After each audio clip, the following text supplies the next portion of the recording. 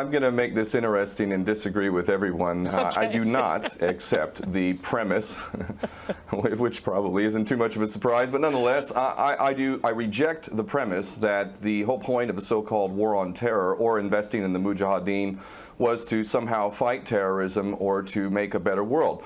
I would argue that if you really want to know what's happening with Middle Eastern policy, then you must read Oded Yanan's A Strategy for Israel in the 1980s. Now, in that document, which is pretty much being played out to a T right now and has been for many years, there were serious objectives for Israel. And Israel's main objectives were to expand and grow in line with the Greater Israel Project. And in order for it to do that, there would need to be an excuse to justify the expansion of Israel, and in order to do that, we would have to sow the seeds of sectarian hatred and violence in the region. The number one target of this plan was Iraq. We've achieved that. That's not a failure. That's actually a success. Iraq is a failed state largely. It is an absolute basket case. Sectarian hatred is absolutely insane. We see the beheadings and all of this madness, and we think it's a disaster. No, it's not at all. In fact, it's all part of the plan to break up Iraq into 3 different states.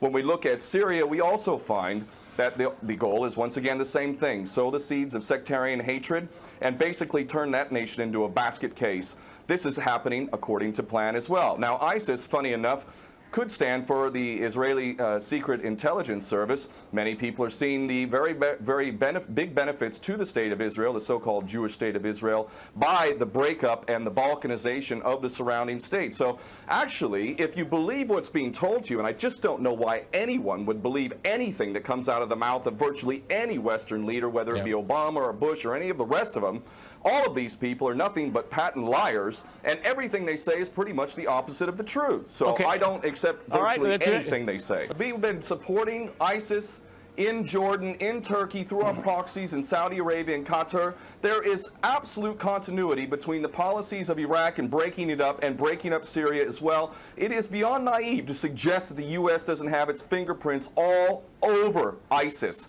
In fact, tell me this: why has ISIS never once, or al-Nusra Front or al-Qaeda, not once have they attacked Israel? In fact, ISIS militants are getting medical attention in the Golan Heights and in Israel itself. What does that tell you? There is absolute continuity, but the actual policy, just like the Project for a New American Century laid out very clearly, that a, quote, new Pearl Harbor would be necessary to achieve this goal of full spectrum dominance. You could never tell the American people, or the world for that matter, we're going to fight wars of aggression where we're going to have to invade and occupy, we're going to have to spend hundreds of billions, if not trillions of dollars to achieve the goal of full spectrum dominance, which is to control, absolute control over air, land, sea, and space and cyberspace. The American people never would have bought it, so you can't tell them that. You have to tell them a bunch of lies.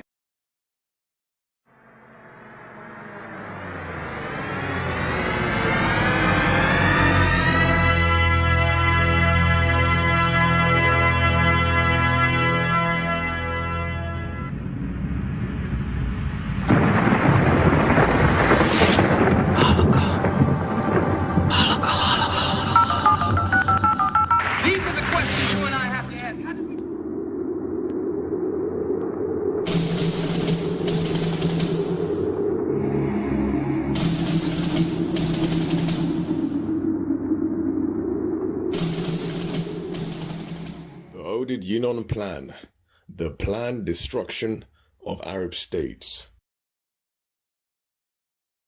Relations between Europe and Islam are ancient.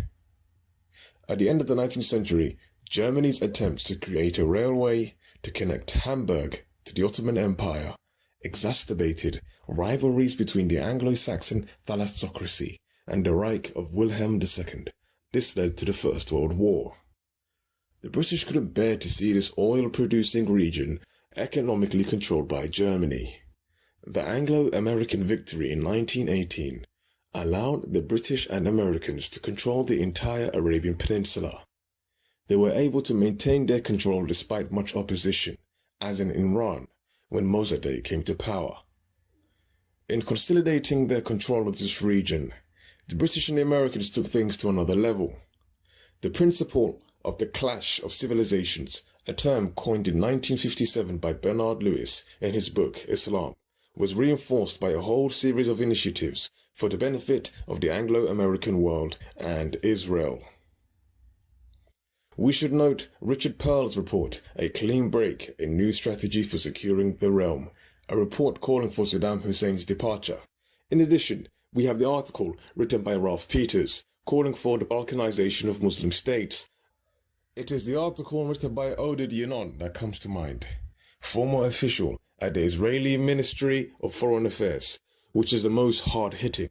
The article was published in 1982 by the World Zionist Organization, after a detailed examination of the ethnic and religious composition of the Muslim world from Pakistan to Morocco, Lebanon, Egypt, Sudan, Libya, and the entire Muslim world. In light of the aforementioned documents, it is not possible to believe that the famous Arab Spring was spontaneous, even though our governments are plagued by nepotism and corruption. Israel Shahak, who lived from 1933 to 2001, professor of chemistry and president of the Israeli League of Human Rights, gave the Israeli game away when he translated Oded Yinon's article into English. This valuable document is entitled The Zionist Plan for the Middle East. This document accurately details the policy advocated by Oded Yinon and how it fits into the Zionist strategy. The booklet states, this essay originally appeared in Hebrew in Kivunim. This document highlights the fact that the desire to disintegrate Arab nations was programmed some time ago, and this is why this document is so valuable. In his foreword, Shahak quotes Zev Schiff, defense correspondent for the Israeli newspaper Haaretz, who stated on the 2nd of June 1982 that the best thing that could happen to Israel would to see Iraq broken up into free zones. Current events in the Arab world should fill some Israelis with joy. The policy of disintegration also calls for a greater Israel, which was the wish of the founding fathers of Zionism. This is demonstrated by the map included in the document, showing the borders of the Jewish state stretching from the Nile to the Euphrates. One thing is certain, such a policy can only lead to Arab and Israeli conflict. Could this be the price to pay in order that some can achieve a new Garden of Eden in the future? The number of plans made by Israeli Anglo-Saxon policy research centers to restructure the countries of North Africa and the Middle East has grown steadily over the years. Indeed, we can compile a list of the works and the secret meetings which have accumulated over a century.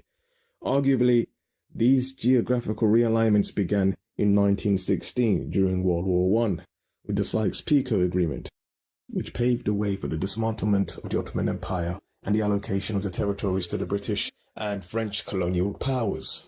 It was a secret accord signed on May 16, 1916, that carved up Ottoman-controlled Arab territories into different zones of influence under British, French, and Russian control. The agreement was signed by two senior diplomats, Britain's Sir Mark Sykes and France's François-Georges Picot. Sykes drew a line on a map extending roughly from Palestine to Iraq, marking the land to the south and east for Britain and the north and west for France.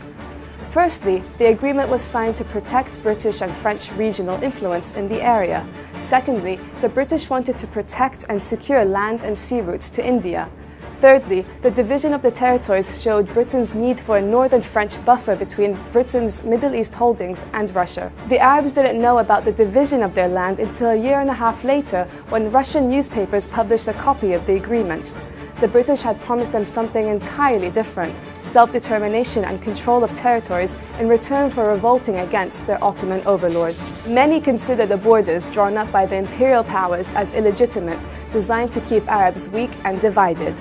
The Islamic State group defied the borders to establish a caliphate across Syria and Iraq in the summer of 2014. IS leader Abu Bakr al-Baghdadi said of the group's expansion, "This blessed advance will not stop until we hit the last nail in the coffin of the Sykes-Picot conspiracy." In light of the rapid developments and the rise of new groups in the region in the past few years, some say the region's borders will soon be redrawn once more. Iraqi Kurds, for example, threatened to hold a referendum on independence this year. Yet in the current state of turmoil, it is highly unlikely that new borders would bring stability. Britain grabbed the lion's share when he took Iraq and Kuwait, countries rich in oil and gas. The Balfour Declaration took one step further in this direction.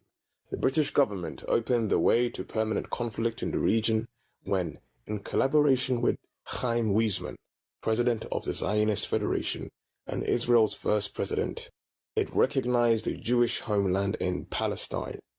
This policy, it is worth noting that the Balfour Declaration should be really named after Alfred Milner, right-hand man to the cosmopolitan Cecil Rhodes, as revealed by Carroll Quigley in his book, The Anglo-American Establishment. A new chapter was opened in relations between the Arab and Talmudic Jewish world, following the Quincy Pact in 1945 and the creation of Israel in 1948.